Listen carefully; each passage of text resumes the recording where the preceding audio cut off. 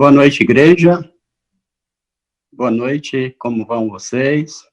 Espero que esteja na paz, esteja tudo bem, apesar da quarentena, né? Nós estamos aqui resguardando para que tudo volte a acontecer, que os cultos voltem ao vivo e que o Senhor esteja abençoando a vida de cada um de vocês, esteja dando proteção, esteja cuidando de cada família da IPLN, que nós possamos, ó Pai, estar protegidos pelo Senhor. Vamos abrir nossas Bíblias e dar início ao culto dessa noite, no Salmo 139, ao mestre de canto, Salmo de Davi, Salmo 139, de 1 a 12, e depois de 23 e 24. O Salmo diz assim: Senhor, tu me sondas e me conheces, sabe quando me assento e quando me levanto, de longe penetras os meus pensamentos, esquadrinhas o meu andar e o meu deitar, e conhece todos os meus caminhos. Ainda a palavra não me chegou à língua, e tu, Senhor, já conheces toda. Tu me cercas por trás e por diante, e sobre mim pões a mão. Tal conhecimento é maravilhoso demais para mim. É sobremodo elevado, não posso atingir. Para onde me ausentarei do teu espírito? Para onde fugirei da tua face? Se subo aos céus, lá estás. Se faço a minha cama no mais profundo abismo, lá estás também. Se tomo asas da alvorada e me detenho nos confins dos mares, ainda lá me haverá de guiar a tua mão, e a tua destra me susterá. Se eu digo, as trevas com efeito me encobrirão, e a luz ao redor de mim se fará noite. Até as próprias trevas não te serão escuras, as trevas e a luz são a mesma coisa. Agora vamos ler o 23 e 24. Sondas-me, ó Deus, e conhece o meu coração. Prova-me e conhece os meus pensamentos. Vê se há em mim algum caminho mau e guia-me pelo caminho eterno. Essa é a leitura. Vamos orar? Vamos orar. Senhor Deus, nós estamos na tua presença, ó Pai, para te buscar, ó Pai, nesse dia que o Senhor preparou para nós. O Senhor nos disponibiliza, Pai, desse método da tecnologia, ó Pai, para que possamos, ó Pai, em espírito estar reunidos, ó Pai, nessa noite, e que, em nome de Jesus, o Senhor esteja visitando cada família, ó Pai, da IPLN, esteja tratando com cada um. O Senhor conhece as necessidades de cada um, ó Pai. Dê proteção, dê do teu amor, dê da tua paz, do teu espírito, ó Pai. E nós te pedimos, Pai, que o Senhor esteja com o restante desse culto que prestaremos ao Senhor. O Senhor esteja com a pregação da tua palavra, ó Pai, e que essa palavra hoje venha tocar os nossos corações, venha nos abençoar. E que, em nome de Jesus, o Senhor esteja no controle de todas as coisas. Em nome de Jesus. Amém.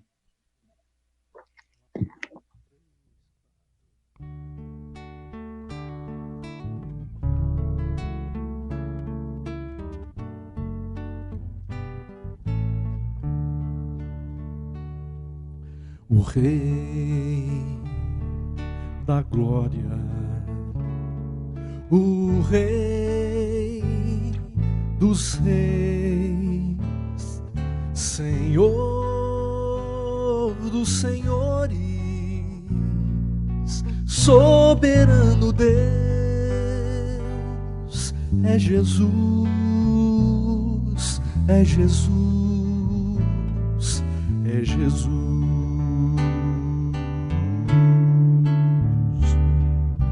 Desceu da glória e homem se fez varão de dores, servo sofredor,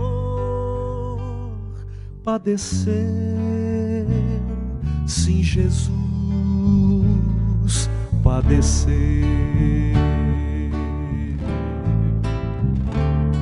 Sim, Cristo entregou sua vida, de forma espontânea Ele a deu. Ninguém poderia obrigá-lo, foi seu próprio amor que o moveu. Por isso reina acima dos céus e tem o nome capaz de nos salvar. É Jesus, é Jesus, é Jesus.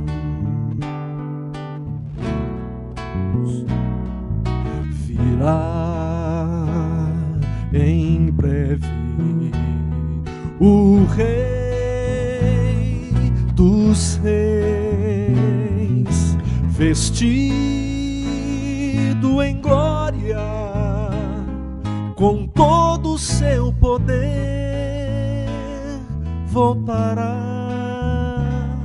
sim, Jesus voltará.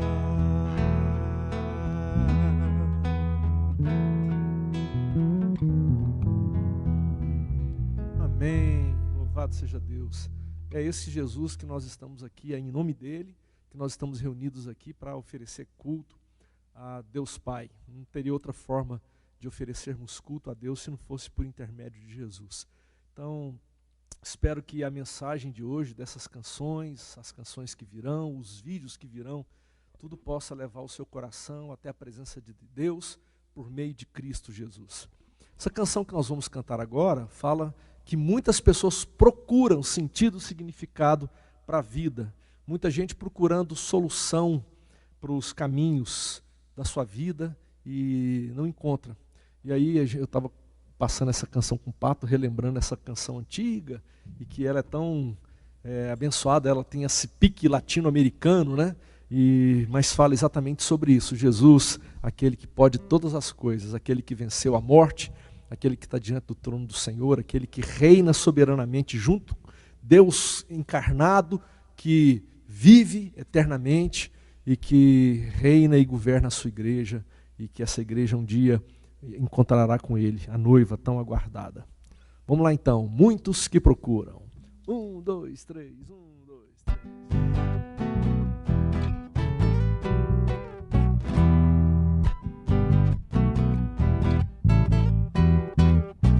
Muitos que procuram sem achar a solução por caminhos que não conduzem à salvação.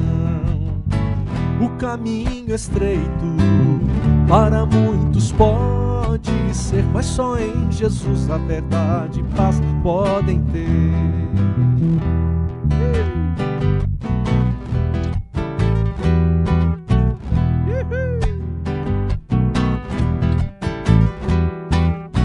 Muitos que procuram sem achar a solução por caminhos que não conduzem à salvação. O caminho estreito para muitos pode ser, mas só em Jesus a verdade e paz podem ter. Veio como servo, trouxe-nos a luz, pagou as nossas culpas na cruz,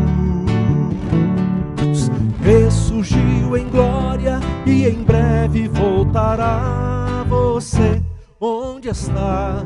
Qual caminho seguirá? Você, onde está? Qual caminho seguirá? Vamos lá, Pato!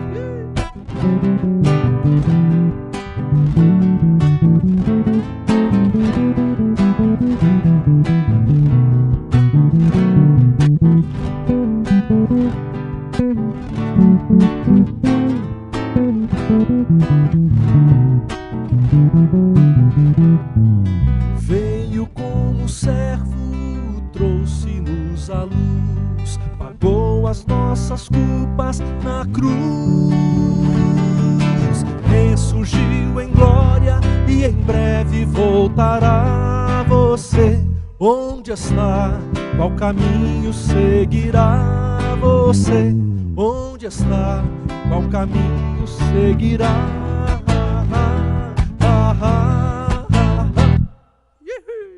Louvado seja Deus.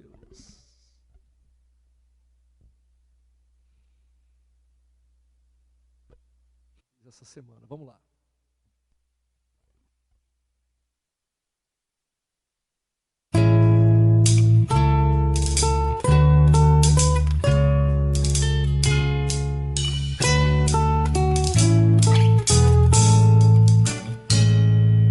Não desanimes, Deus proverá, Deus velará por ti. Com suas asas te cobrirá, Deus velará por ti. Deus cuidará de ti na tua dor, com todo amor, jamais te deixará. Deus cuidará de ti. Se no teu peito vibrar a dor, Deus velará por ti. Tu já provaste seu grande amor, Deus velará por ti. Deus cuidará de ti na tua dor, com todo amor, jamais te deixará. Deus cuidará de ti. Nos desalentos, nas provações, Deus velará por ti. Nas desventuras, nas tentações, Deus velará por ti. Deus cuidará de ti na tua dor, com todo amor, jamais te deixará. Deus cuidará de ti.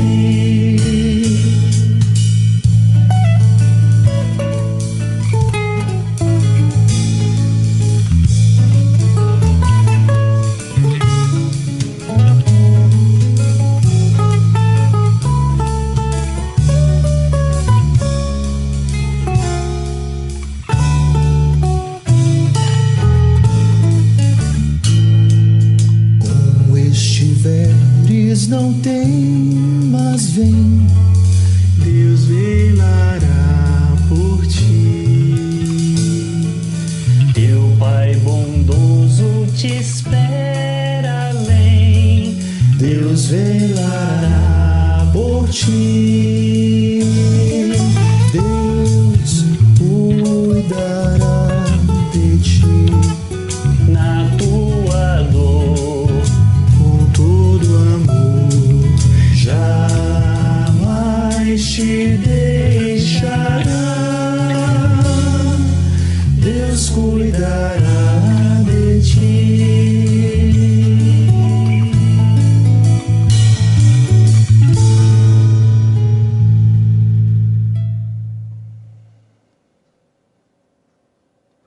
Boa noite, irmãos, graça e paz. Coisa boa ouvir o pessoal cantando. Saudade, Jefferson, saudade, Eric, saudade de todos vocês. Podemos estar juntos aqui, reunidos presencialmente, louvando o nosso Deus. Essa noite nós continuaremos a nossa caminhada desses últimos domingos na vida dos patriarcas. E para isso eu te convido a abrir a sua Bíblia em Gênesis, no capítulo 28. Nós leremos dos versículos 10 a 22, mas vai ser muito bom se você manter sua Bíblia aberta, poder tomar nota, poder acompanhar o nosso passeio por alguns outros textos. E antes da gente começar, eu queria convidar você a fechar os seus olhos, para que a gente possa buscar Deus em oração. Senhor Deus, nós te louvamos por esse tempo. Esse é o dia que o Senhor fez. Muito obrigado pelo sustento do Senhor ao longo dessa semana. Agora, Deus, nós chegamos até aqui. Chegamos nesse momento, nesse lugar da nossa história. Fala conosco, ó Deus. Se revela a nós. Usa essa história que o Teu Espírito inspirou o registro, essa história dos patriarcas, torna ela nossa história, ajuda-nos a nos colocarmos no lugar de Jacó.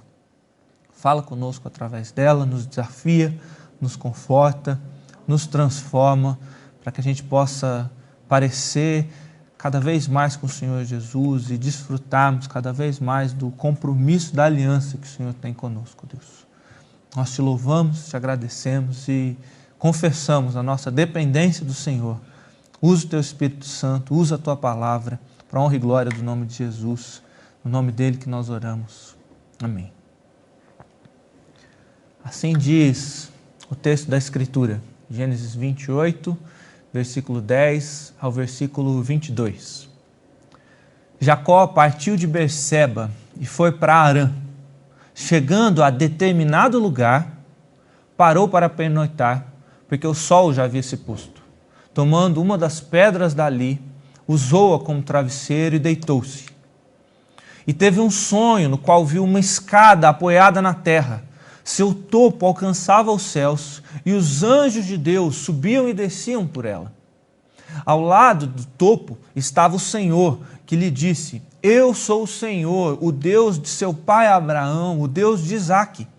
Darei a você e a seus descendentes a terra na qual você está deitado. Seus descendentes serão como o pó da terra e se espalharão para o oeste, para o leste, para o norte, para o sul. Todos os povos da terra serão abençoados por meio de você e sua descendência. Eu estou com você e cuidarei de você, aonde quer que vá. Eu o trarei de volta a essa terra, não o deixarei enquanto não fizer o que lhe prometi. Quando Jacó acordou do sono, disse: Sem dúvida o Senhor está nesse lugar, mas eu não sabia.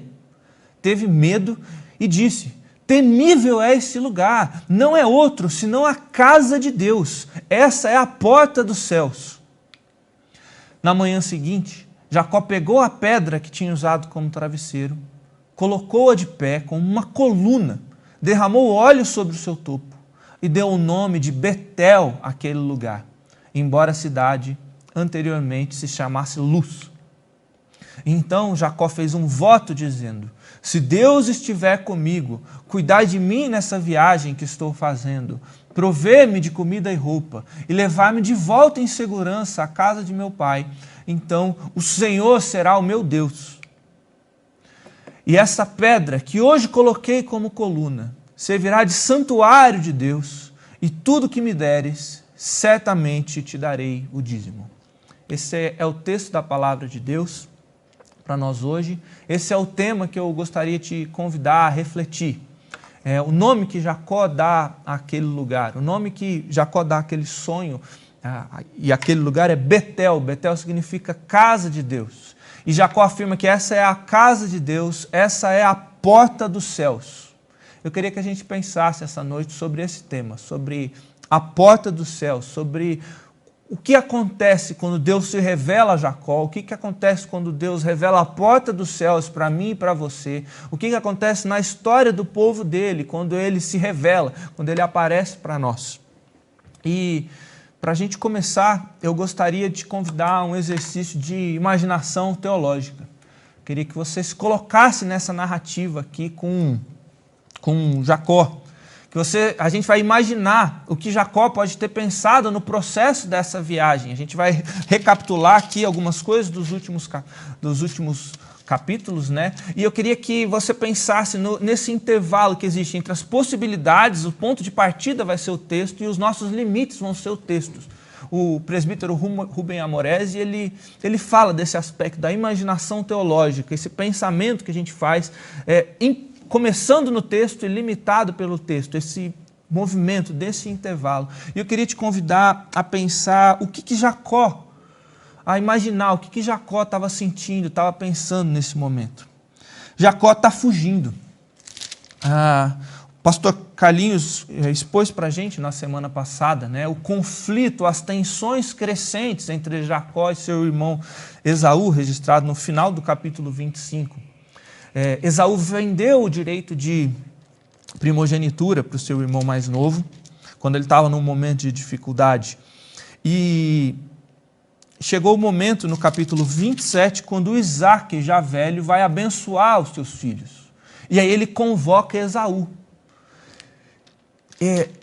Rebeca e Jacó, eles tramam para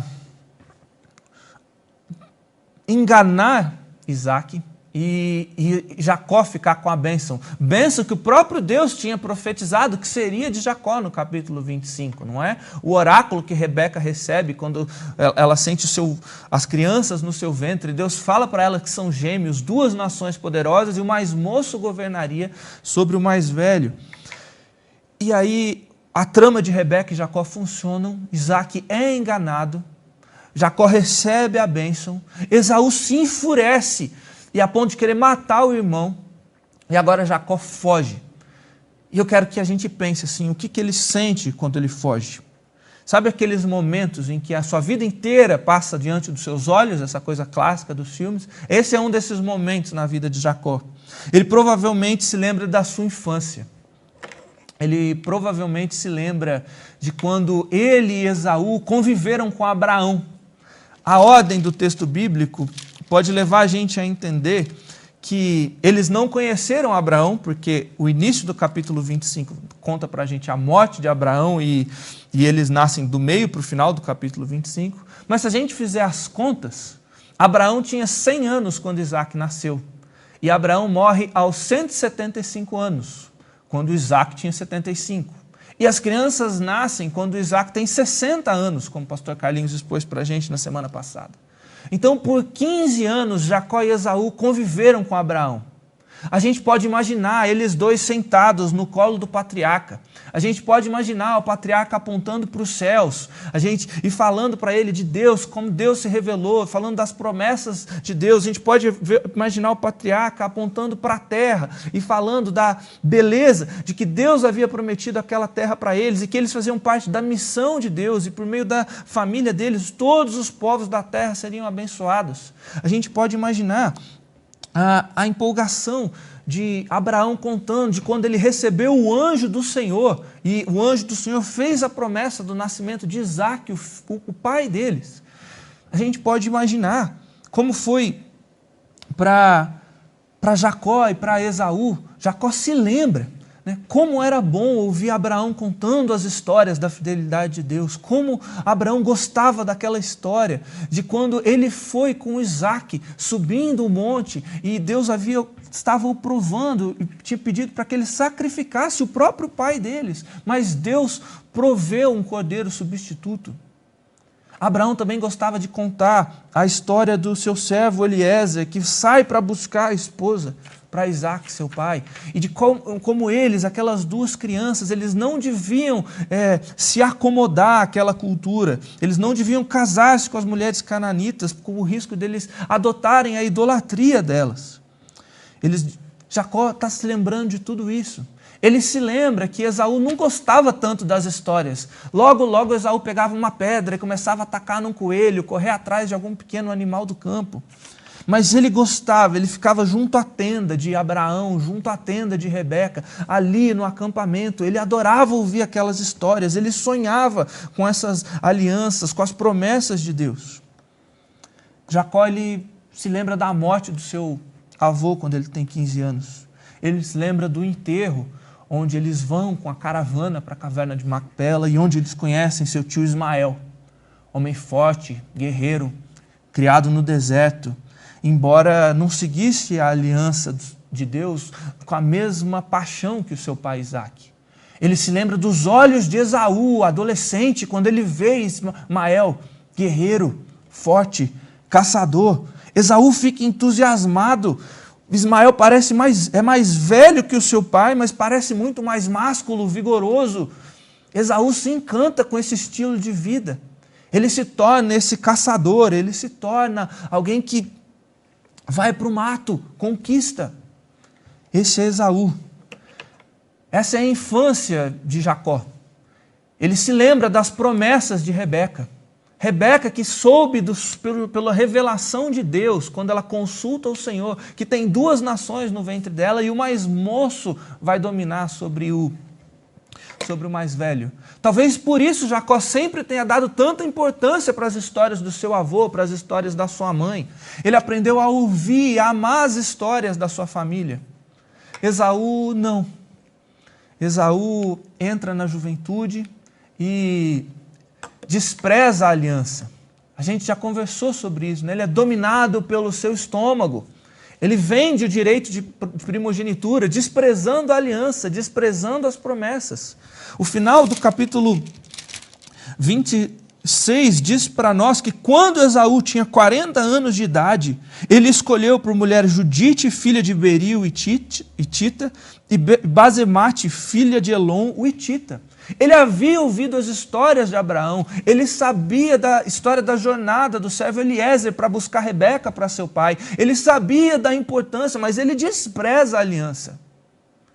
Ele é dominado pelo imediato, ele é dominado pelas tentações, pelo desejo dos olhos, pelo desejo da caça, pelo desejo do sexo. Ele está ali, ele é dominado por isso. E ele se casa com as hititas. O versículo 35 do capítulo 26 diz que essas mulheres amarguraram a vida de Isaque e de Rebeca. O que Abraão temia que acontecesse com Isaque começa a acontecer com Esaú. Ele começa a ceder aos costumes de suas esposas, a adotar a idolatria delas. E aí a gente entra no capítulo 27. A gente entra no capítulo 27, onde a gente se depara com Isaque. Um Isaque já velho, um Isaque já cego, um Isaque que também despreza a aliança e um Isaque que, na sua preferência por Esaú, também começa a ser dominado pelo estômago. A cegueira de Isaque, no capítulo 27, ela não é somente física, ela é espiritual. E Jacó está processando todas essas coisas. Por quê? Por que que meu irmão não ouviu as promessas de Abraão? Por quê? Por que que meu irmão abandonou o estilo de vida e estava com aquelas mulheres? E agora ele está se questionando, por que que meu pai, ele tentou escondido e não em público, como é o costume? Se você ler o capítulo 49 de Gênesis, você vê que Jacó convoca todos os seus filhos para serem abençoados. Como é que Isaque chama Esaú e ele quer abençoar só Esaú? Por que que ele não me chamou para ser abençoado também? Por que que meu pai está fazendo isso escondido? Por que que meu pai se tornou tão cego, não só fisicamente, mas espiritualmente, para ignorar o que Deus tinha revelado para ele em relação às promessas? Por que que meu pai se deixou ser dominado pelo estômago, a ponto de amar mais Esaú por causa das caçadas e não mais prestar atenção nos planos e nos projetos que Deus havia revelado para ele? A gente vê como o Isaque está decadente aqui. A sua cegueira não é só física, é espiritual. Ele abandonou a vida de oração firme por 20 anos. Quando Rebeca era estéril, antes de ter os gêmeos, e ele foi se apaixonando tanto pelo seu filho, ele foi se tornando tão parecido com o seu filho, que ele foi abandonando a fidelidade para com Deus. O voto que Abraão, a aprovação que Abraão sai vitorioso de oferecer o próprio filho para que a vontade de Deus seja feita, e aí Deus poupa, Isaque falha.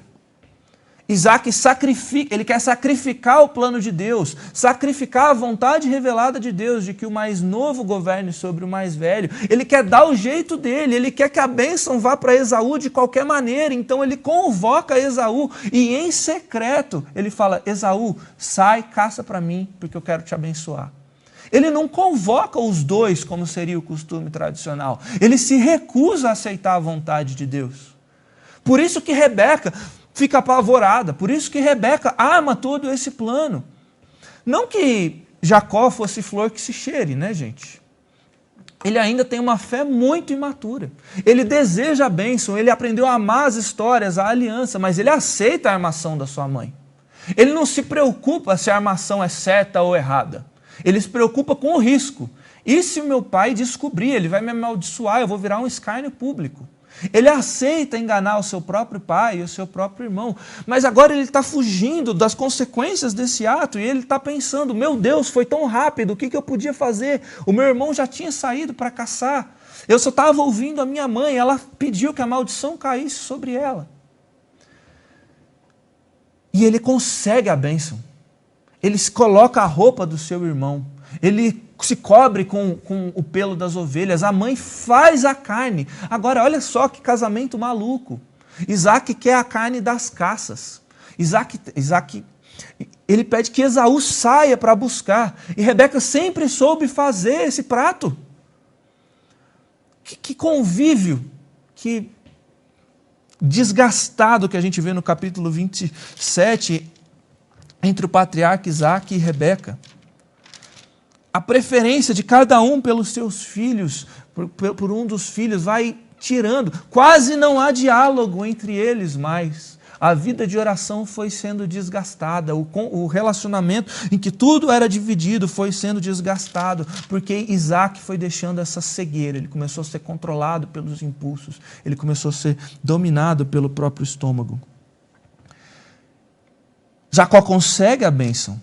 E aí o versículo 41 do capítulo 27 diz que Esaú guarda rancor dele, porque não sobra nenhuma bênção para Esaú. Esaú recebe uma anti-bênção, ele vai ser errante, ele vai ser governado, ele vai ser subjugado, ele vai passar por dificuldade. Tudo que Isaac tentou oferecer para Esaú, Deus guia a situação e faz com que o plano de Deus se cumpra. Todo mundo vai sofrer as consequências desse fato. Rebeca vai perder o convívio com o filho querido.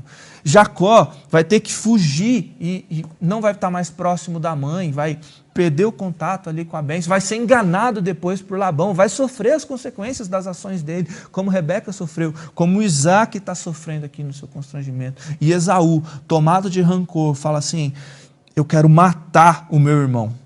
Os dias de luto pela morte do meu pai estão próximos, e então eu matarei Jacó. E aí Rebeca fica sabendo disso e vai ter uma conversa com seu marido. Isaac. Jacó, nosso filho mais novo, também fez 40 anos.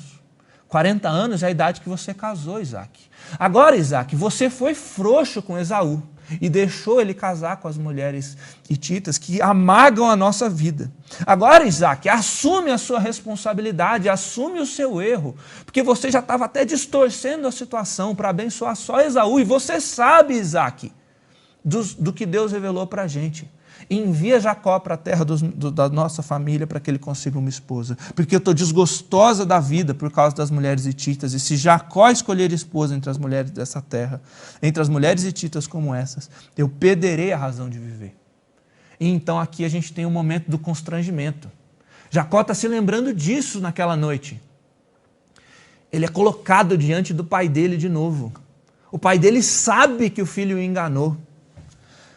E o pai dele tomou consciência de que não tem como ir contra a vontade de Deus. Então, no início do capítulo 28, Isaac chama Jacó e dá a sua bênção. Ele repete a bênção de Abraão, ele transfere a bênção de Abraão sobre Isaac e concorda, ele tem que aceitar o que Rebeca falou, o que Rebeca colocou para ele precisa sair.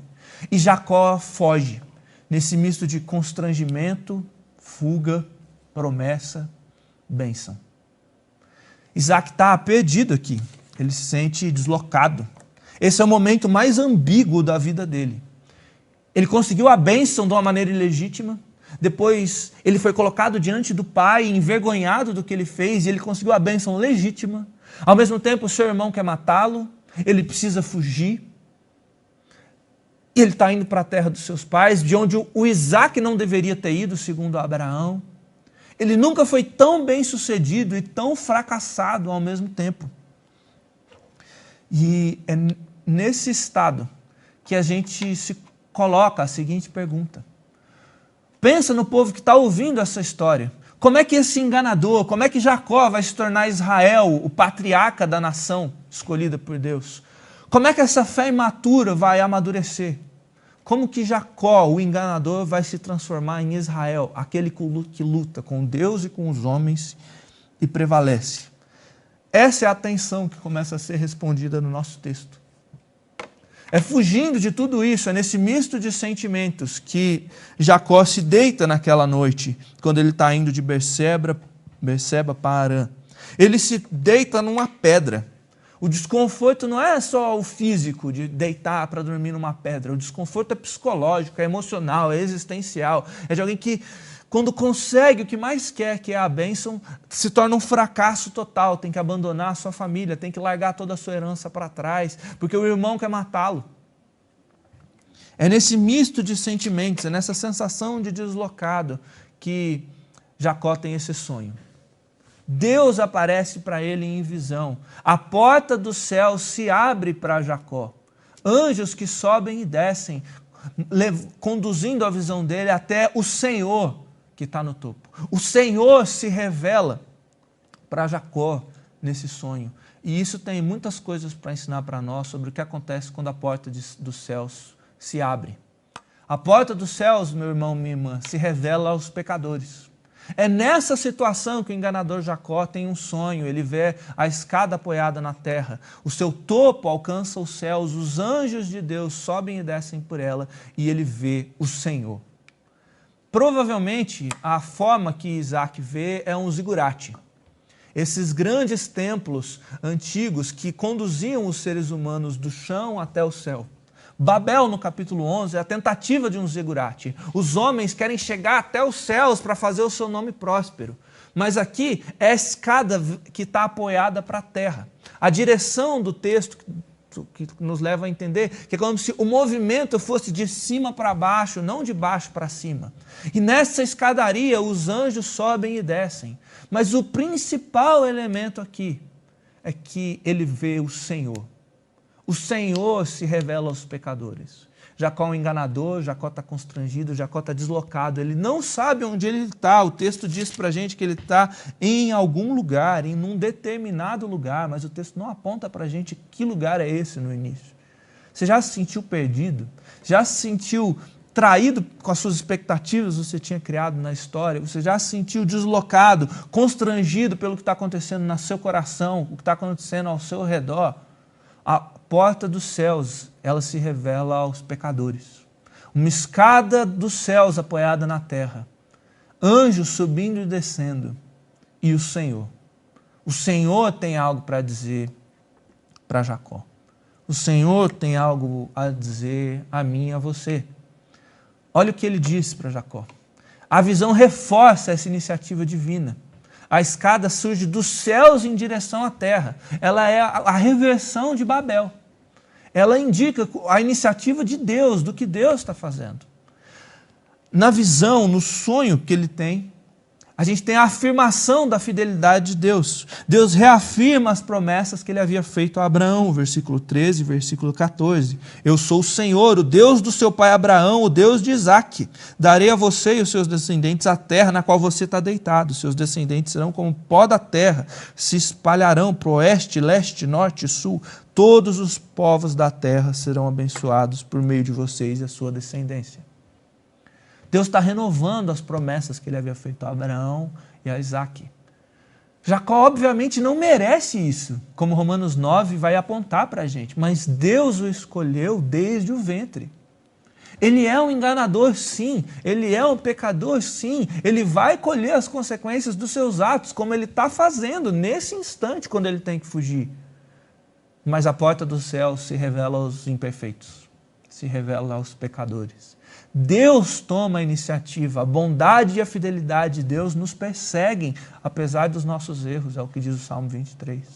Deus toma a iniciativa e reafirma a sua fidelidade, reafirma o seu caráter, reafirma as suas promessas. E Deus faz promessas específicas para Jacó no versículo 15. Ele diz o seguinte: eu estou com você, Eu cuidarei de você. Eu não te deixarei enquanto não fizer o que eu prometi.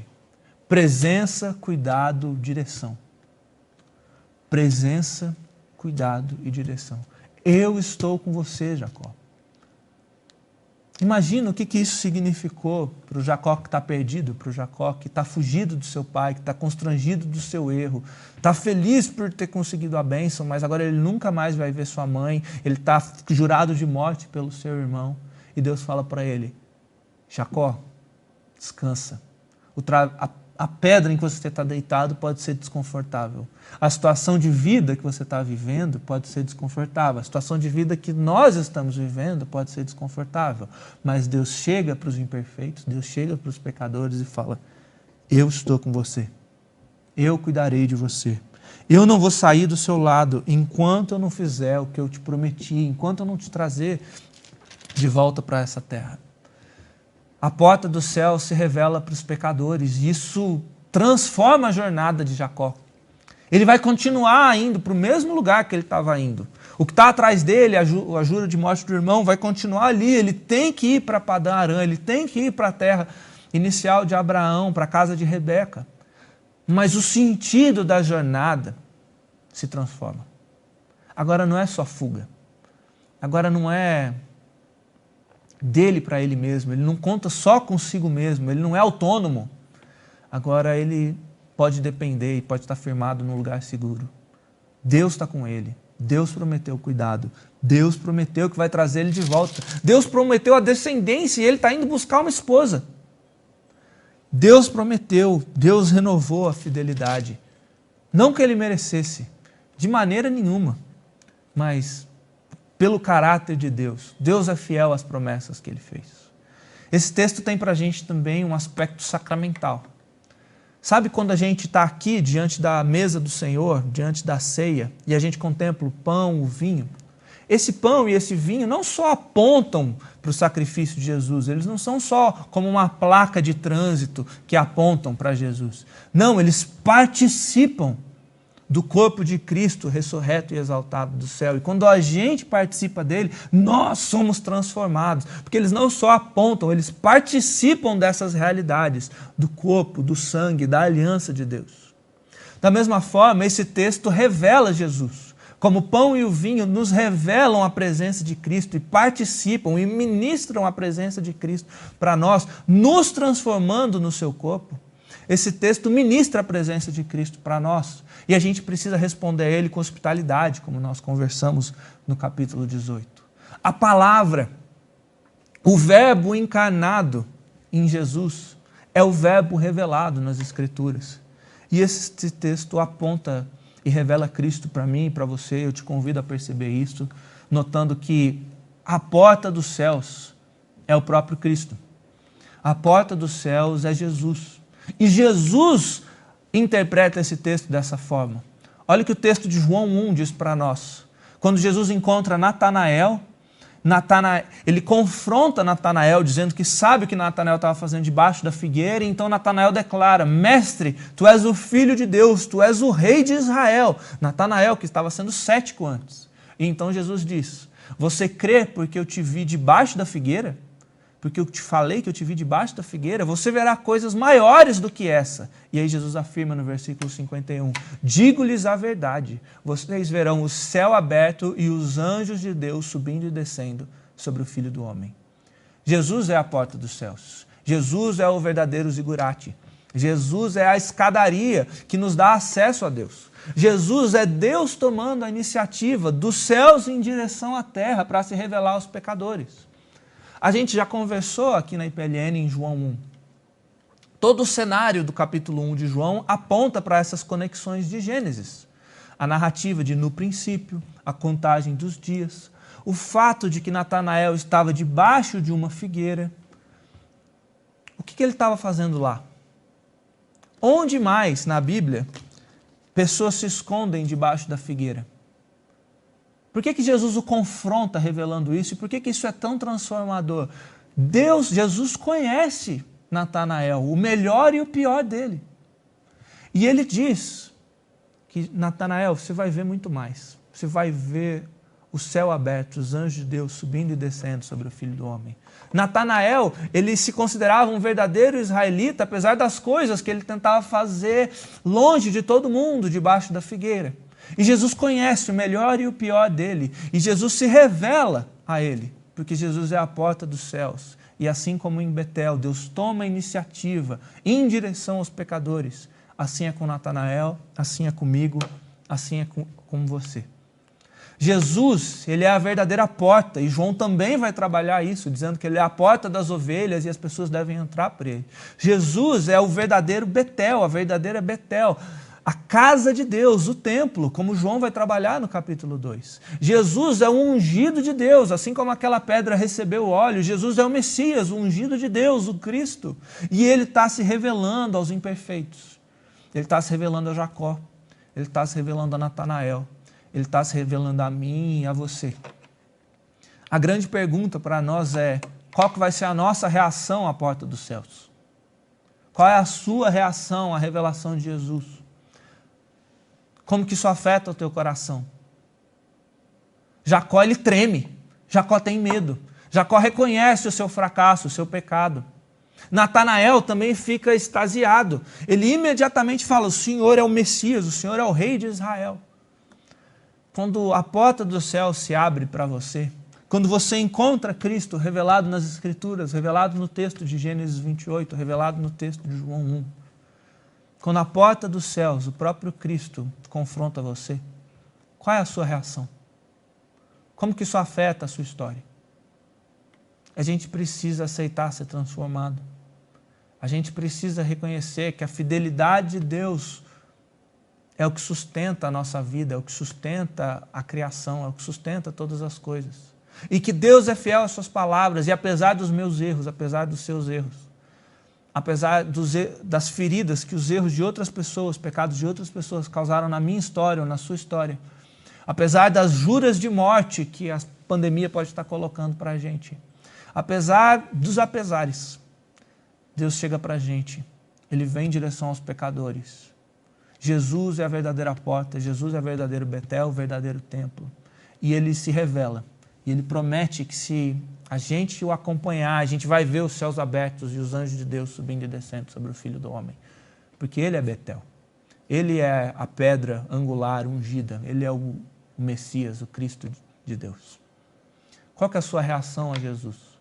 Você aceita quem Ele é? Você aceita que Ele é o próprio Deus? Você aceita que Ele confronta os teus pecados, mas que Ele não só confronta, Ele não só aponta e escarnece de você, Ele amorosamente coloca os seus pecados sobre Ele. Os pecados de Jacó são colocados sobre Jesus. A enganação dele contra o pai, contra o irmão, é colocada sobre Jesus. As falhas da minha história, as falhas da sua história são colocadas para Jesus. E Jesus carrega essas falhas na cruz, Jesus se sacrifica por elas, Jesus paga o preço das falhas, mas Ele ressuscita e Ele oferece a nova vida para mim e para você, a vida do Espírito, a vida da ressurreição, como a gente conversou na Páscoa e em Pentecostes. Qual é a sua reação à porta dos céus? No desconforto da sua vida, dos travesseiros de pedra e nas crises emocionais e conflitos existenciais, Deus se revela. Jesus é a porta dos céus. Qual é a sua reação a ela? Porque a nossa reação à porta dos céus deve ser tornar esses encontros marcos na nossa jornada. A grande pergunta aqui é: como Jacó se tornará Israel? Você se lembra?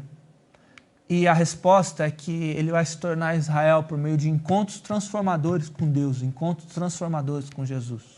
Olha para esse esquema. Olha a composição literária de Gênesis, como é fantástica, como o autor dá destaque para algumas coisas. Aqui a gente tem uma narrativa em sanduíche, e o principal dela fica no centro.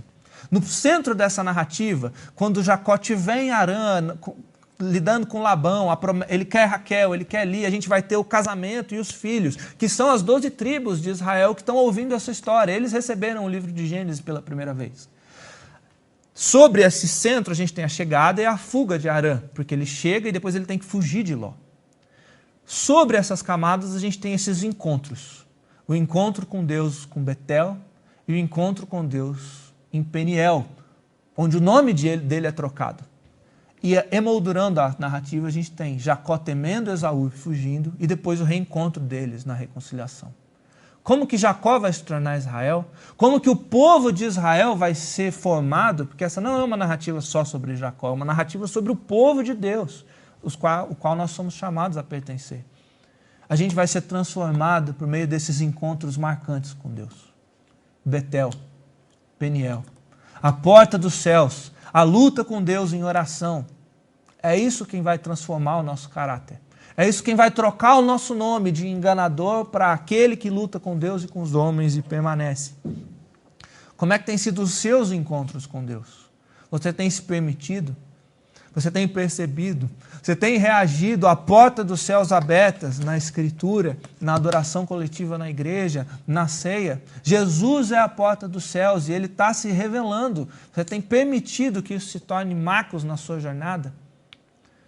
O texto diz para a gente que quando Jacó tem essa visão na manhã seguinte, ele pega a pedra, ele coloca a pedra em pé com uma coluna, ele derrama um óleo consagrando o topo daquela pedra, como o topo da visão. Deus estava presente no alto do zigurate. Ele dá o nome desse lugar de Betel, embora a cidade chamasse anteriormente Luz. É curioso, só agora o narrador fala para a gente que a cidade se chamava Luz. Luz não tem nada a ver com luz do português. Se você olhar em outros idiomas, ela também tem essa sonoridade, tem a ver com o original. Luz era a maior cidade daquela região. E Jacó ignora tudo isso, e a narrativa bíblica ignora tudo isso, porque o que dá significado àquele lugar que vai fazer parte da terra da promessa é o encontro com Deus.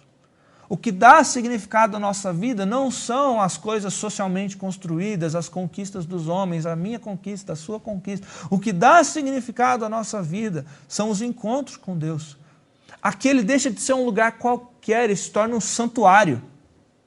Deus dá novos significados ao lugar físico, àquela pedra. O desconforto se torna o lugar do louvor. Deus dá novos significados para a jornada de Jacó. Antes ele estava só fugindo, ele estava vendo se ele encontrava. Agora ele está caminhando com Deus, sob o cuidado de Deus, sendo guiado por Deus. E Deus reafirmou as promessas. Que aspecto, que desconforto ou que conquista, que pedra ou que luz da sua vida precisam ser ressignificados? Como que Deus quer te encontrar e quer transformar as suas pedras, ou as suas conquistas, seus desconfortos, as suas vitórias em Betel, casa de Deus. A dor e o desconforto no lugar do louvor. Você tem se permitido que seus encontros com a palavra, que esses momentos de culto, que a nossa participação na ceia, que a sua vida de discipulado tenha esses marcos na jornada? Pega uma pedra, irmão, irmã, ergue uma coluna, consagra ela em oração. Pega esse momento difícil, consagra ele em oração, troca o nome dele, transforma ele em casa de Deus. Percebe que Cristo está te chamando, está se revelando, e a porta dos céus está aberta hoje, porque ainda é tempo de arrependimento, ainda é tempo de amadurecer, ainda é tempo de desfrutar, de caminhar dessa jornada com Deus. Esse marco na jornada, Jacó, o texto continua no versículo 20 e afirma que Jacó faz um voto. Ele diz: se Deus estiver comigo, cuidar de mim, me prover de comida, de roupa, me levar e me trazer de volta em segurança à casa do meu pai, então ele será o meu Deus. É engraçado aqui. Jacó até agora ele tem uma fé indireta. Deus é o Deus de Abraão, Deus é o Deus de Isaac. Se Deus estiver comigo, então ele será o meu Deus. E depois de Peniel, ele se torna o Deus de Jacó, o Deus de Israel. Jacó faz um voto.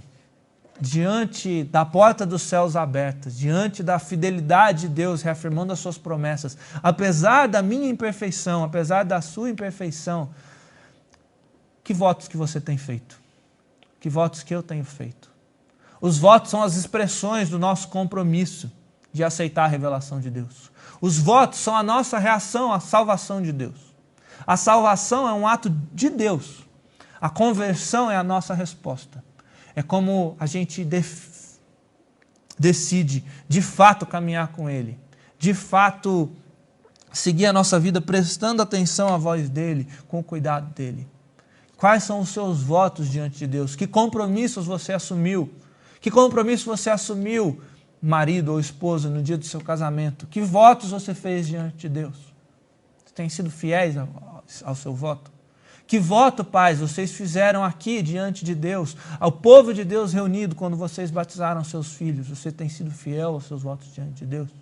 Que votos você fez diante de Deus e com o povo de Deus por testemunha, e invocando Deus por testemunha quando você professou sua fé? Você tem sido fiel aos votos que você fez?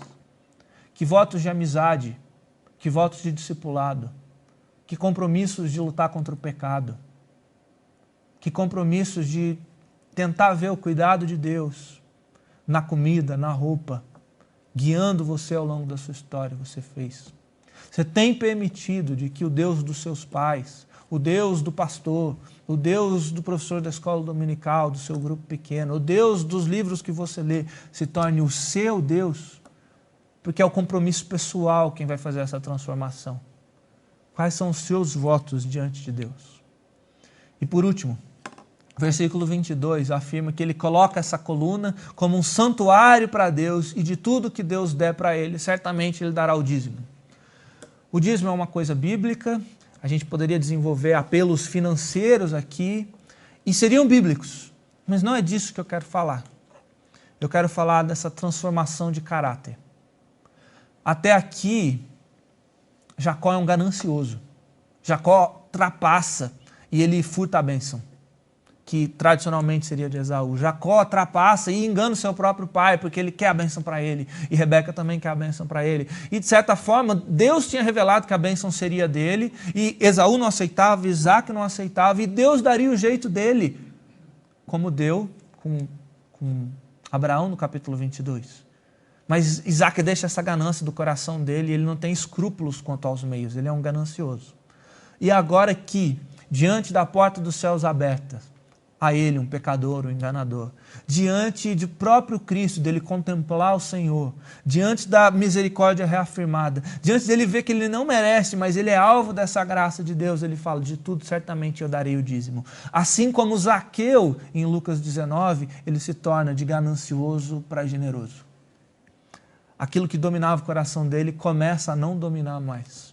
Deus, se antes eu trapaceei, eu não vou trapacear mais. Eu vou trabalhar honestamente, e tudo quanto o Senhor me der, não que eu conquistar mediante os meus esquemas, tudo aquilo que o Senhor me der, eu darei o dízimo.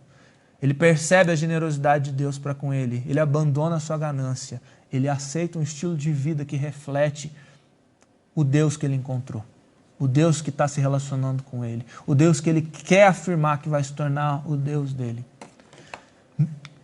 Meu irmão, minha irmã, como é que Deus está te transformando? Como é que esse momento da porta dos céus aberta, da revelação de Jesus, da graça dele sobre você, apesar de você, do meu pecado, do seu pecado, como é que a gente transforma esses desconfortos em santuários? E que transformação você percebe Deus tentando fazer na sua vida? O seu voto tem que estar ligado a essas transformações. Não é o nosso esforço, nunca foi. Foi Deus quem tomou a iniciativa de escolher Jacó antes dele nascer. Foi Deus quem tomou a iniciativa de se revelar para Jacó quando ele avacalhou com tudo e ele está fugindo, jurado de morte. É Deus quem sustenta a fidelidade. É Deus quem certamente vai dar. É Deus quem fez a promessa. Mas que transformação diante de tudo isso que Deus fez. Como não querer ser dominado por esse amor? Como não querer ser alvo desse cuidado amoroso, dessa fidelidade de Deus? Como não se deixar moldar por esse Deus que abre a porta dos céus, apesar de nós sermos pecadores? Como é que Deus está te transformando? Que desconforto você vai transformar em Betel essa noite em reação a essa palavra? O Senhor está aqui. Eu não percebi, mas Ele está aqui. O desconforto é transformado em santuário. O lugar de fuga vira o lugar de adoração. Carlinhos e o Pato cantaram aqui para a gente. E você, onde está? Qual caminho você seguirá? Essa é a pergunta. A porta do céu está aberta. Ainda é tempo de arrependimento. Ainda é tempo de sair e convocar as pessoas a participarem do que Deus está fazendo. Ainda é tempo de reconhecer o nosso pecado, mas é tempo de reconhecer a iniciativa de Deus. Ainda é tempo de ver Jesus revelado e Ele vai falar o que a gente estava fazendo escondido debaixo da figueira, mas isso vai nos transformar. Ainda é tempo de reagir com votos, ainda é tempo em erguer memoriais para que a gente se lembre da fidelidade de Deus no passado, transformando as nossas dores, as nossas fraquezas, a nossa história em adoração. Essa é a casa de Deus, essa é a porta dos céus. Vamos orar? Senhor Deus, muito obrigado pela nossa história sendo contada na história de Jacó. Os patriarcas são muito imperfeitos, Deus. Abraão, Isaac e Jacó. Mas eles foram alvo da tua graça. E mesmo de maneira falha, eles foram reagindo a ela. E o Senhor insistiu. O Senhor renovou a promessa. O Senhor foi na direção deles. É assim com Natanael no Novo Testamento. Vários séculos depois. É assim comigo, com meus irmãos e irmãs, vários séculos depois. Deus, aqui é o lugar da adoração. Transforma as nossas dores em louvor. Transforma os desconfortos em santuários. Porque é isso que o Senhor faz. O Senhor transforma as trevas em luz. O Senhor converte o mal em bem. O Senhor é o Deus Redentor. Nós te louvamos, Deus, e queremos fazer nossos votos diante do Senhor. Transforma a nossa vida, transforma a nossa ganância em generosidade, transforma a nossa pureza em santidade, transforma a nossa murmuração em gratidão. Sonda o meu coração, ó Deus, aonde a gente poderia correr, como o Gilmar leu para a gente no Salmo 139, para onde a gente poderia correr, se a gente faz a nossa casa, se a gente faz a nossa cama no mais profundo abismo, ou no alto do monte, ou na pedra do travesseiro, lá o Senhor está. E a gente não sabia, Deus. Mas o Senhor está aqui. Aqui é a porta dos céus, aqui é a casa de Deus, porque Jesus ressurreto está presente quando a sua palavra é anunciada. Transforma-nos, Deus. Aceita os nossos votos. Transforma os nossos desconfortos em locais de adoração.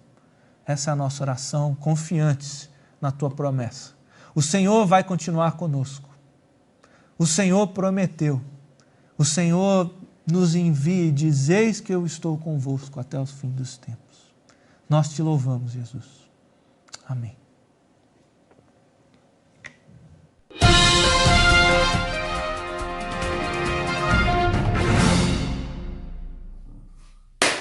Atenção, atenção, criançada, tô de volta na área. É o seguinte, galera, primeiro eu quero agradecer aí porque recebi várias mensagens de vocês assim que acabou o culto com a resposta do desafio da semana passada. Quem lembra como é que era o desafio? Qual era a pergunta?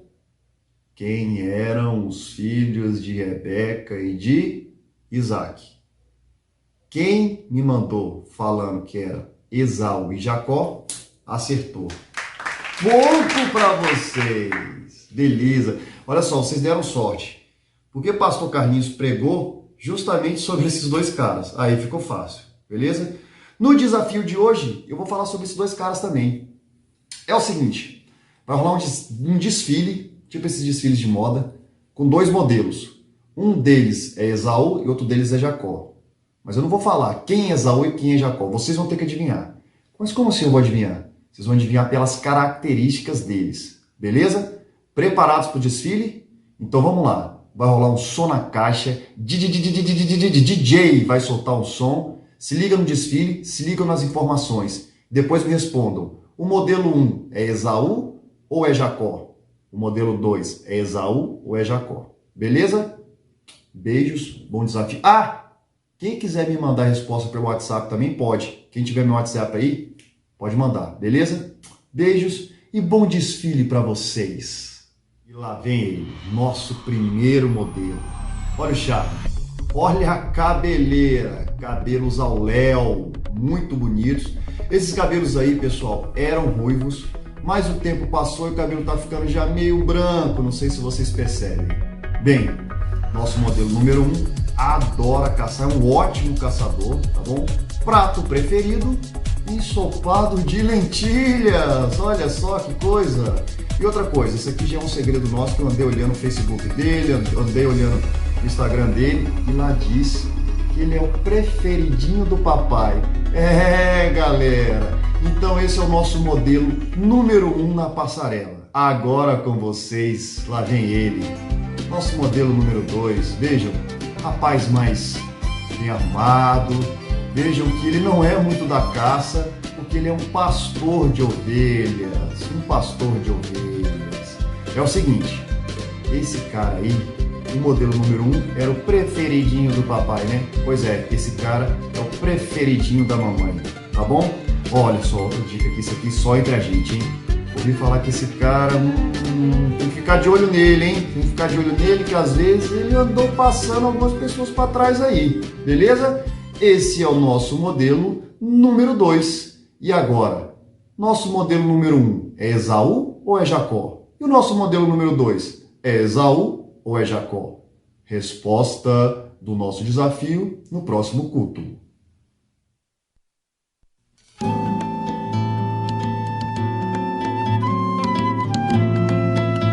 Oi, igreja, tudo bem? Espero que sim, que todos estejam na paz e firmes. Alguns já devem ter notado que a identidade visual da IPLN mudou. Isso é fruto do trabalho do Ministério de Comunicação, que conta com uma equipe ótima. Desde o ano passado, a gente tem trabalhado no sentido de aperfeiçoar a identidade visual da igreja, mas não só isso, aprofundar, aperfeiçoar também o fluxo de comunicação entre os membros da igreja, cada vez mais para a gente se tornar uma comunidade em Cristo forte, estabelecida, aprofundar também essa característica da IPLN, que é uma igreja amável, acolhedora, criativa, leve.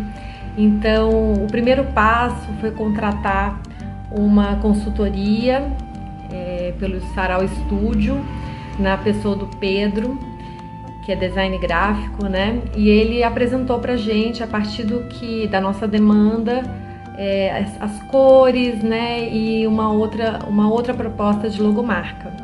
Então, espero que vocês tenham gostado desse primeiro passo e dos passos seguintes que a gente vai dar. Um beijo!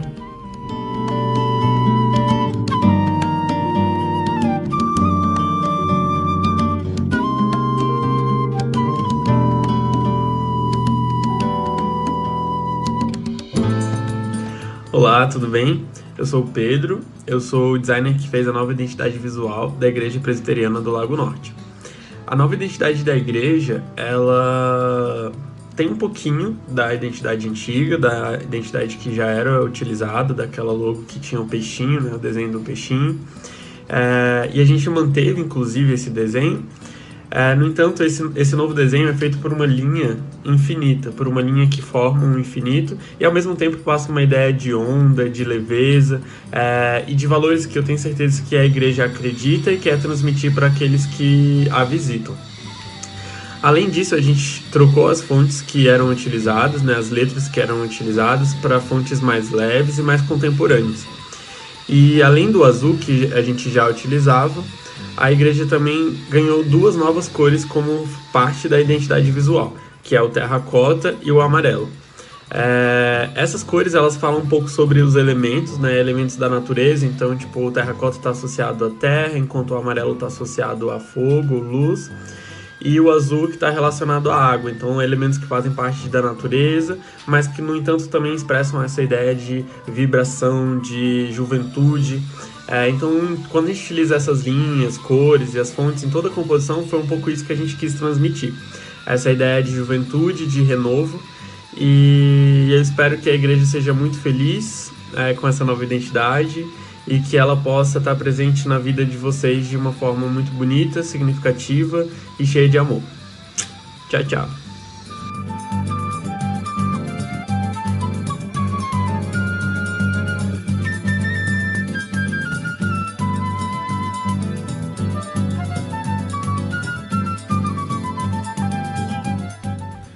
Bom, gente, a gente está feliz demais em inaugurar essa nova logomarca, essa nova identidade visual. O primeiro projeto da identidade visual foi feito pelo Romero Fonseca, quando a igreja ainda era uma congregação.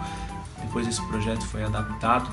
E agora, visando atender às novas demandas de redes sociais, de mídias digitais, a gente tem essas adaptações do Pedro, que mantém a linguagem do primeiro projeto, as curvas de Brasília, referências à arquitetura, a ponte JK, a arte do Atos Vulcão.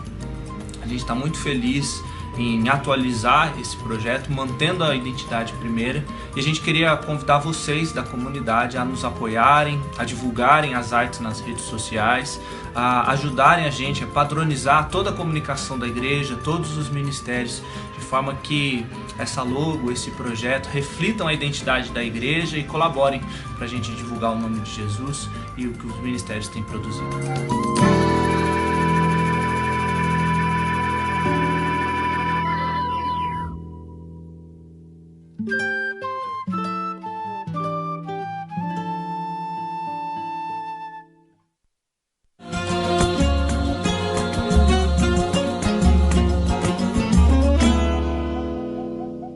Boa noite, gente. A igreja decidiu manter os cultos online por enquanto. Neste primeiro momento, só a secretaria e o gabinete pastoral ficam abertos para atendimento presencial. Mas fala antes com o Rubão, para eles ajeitarem lá a agenda, tudo certinho, para poder te receber com o máximo de segurança possível. A EBD segue com as aulas durante esse mês de julho. Esse segundo ciclo das classes vai até o dia 2 de agosto. Depois tem um seminário no dia 9 e na semana que vem já começa o terceiro e último ciclo de aulas da Escola Bíblica Dominical. Então fique ligado aí, porque daqui a pouco você vai ter que fazer novas inscrições. Entendeu, Yolanda? Ela é meio distraída, ela. Acabando o culto, pega o seu celular, vai lá no grupo IPLN Avisos no WhatsApp e vê como ficou o novo boletim da IPLN. Foi um trabalho do Ministério da Comunicação, comandado pela Tati Guedes, que fez a nova identidade visual da igreja. Pra você ter uma ideia, tiraram até as fotos dos preletores, o que era uma coisa importante, porque aquelas fotos já eram consideradas fake news. André de cabelo curto, Carlinhos com cabelo preto, é só uma coisa antiga. Nessa terça, às 7h30 da noite, nós teremos mais um culto, dessa vez pelo aplicativo Zoom. Já na sexta, às 7 da manhã, nós temos a nossa reunião de oração. Os convites são sempre repassados pelo grupo IPLN Avisos. E não se esqueçam, claro, de fazer a transferência dos dízimos e das ofertas. E se você quiser ajudar um irmão recém-casado, como eu, se liga aqui na promoção. Eu e a Lud estamos recebendo todos os tipos de marmita. Isso mesmo, todos os tipos de marmita. E para quem tem mais paciência, eu e principalmente a Lud estamos completamente dispostos a receber um curso de culinária também durante a quarentena. Boa noite, boa semana e me salve.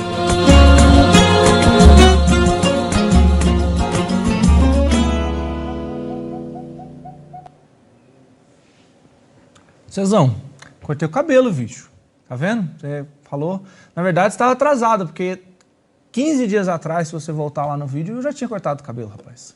Agora, você pode acordar direito para gravar isso daí, arrumar os cabelos direito também, tá bom? Vamos orar, gente? Encerrando o nosso culto, agradecendo esse tempo, pedindo para que em breve a gente possa estar todo mundo aqui, fazendo as piadas presencialmente. Senhor Deus, te louvamos. Te louvamos porque foi o Senhor quem nos alcançou. O Senhor é a nossa alegria. É bom desfrutar disso em comunidade. Abrevia, Deus, esse tempo que a gente está separado. Permita, Deus, que mesmo nesse desconforto, a gente te louve, a gente exalte o seu nome, tal como Jacó fez. E agora, Deus, renova a tua promessa sobre nós. Derrama a tua bênção. Que o amor do Pai, a graça do Filho, a porta dos céus que se abre para nós em Jesus, verdadeiro Betel, e a presença do Espírito Santo, nos consolando, nos guiando, sendo a presença de Deus em nossa vida, estejam conosco ao longo da semana e com toda a igreja de Deus, até que a promessa se concretize, até que o Senhor volte e juntos, Deus, a gente te adore eternamente. Amém. Boa semana, Deus te abençoe.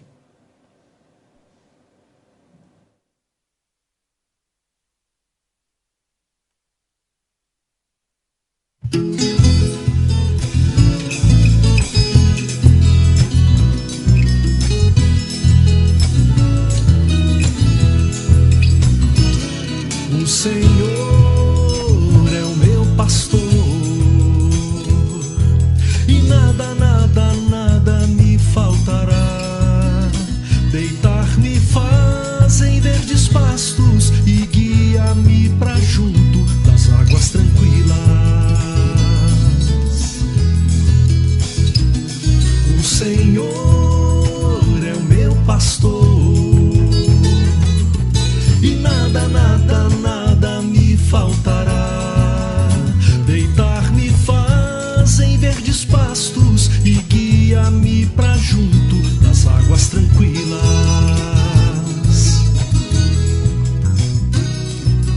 Refrigera minha alma e guia-me pelas veredas da justiça, por amor do seu nome, por amor do seu nome.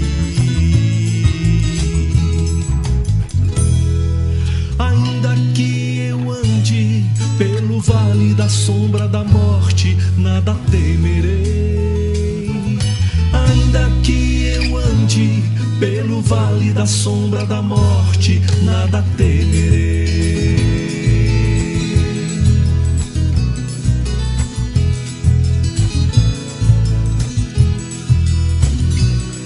O Senhor é o meu pastor e nada, nada, nada me faltará. Deitar-me faz em verdes pastos e guia-me pra junto das águas tranquilas. O Senhor é o meu pastor e nada, nada, nada me faltará. Deitar-me faz em verdes pastos e guia-me pra junto das águas tranquilas.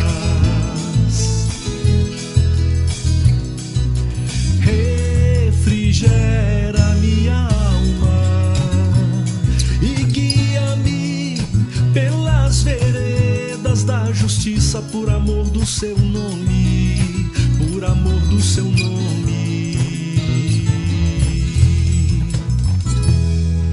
Ainda que eu ande pelo vale da sombra da morte, nada temerei. Ainda que eu ande pelo vale da sombra da morte, nada temerei. Ainda que eu ande pelo vale da sombra da morte, nada temerei. Ainda que eu ande pelo vale da sombra da morte, nada temerei. O Senhor é o meu pastor, o Senhor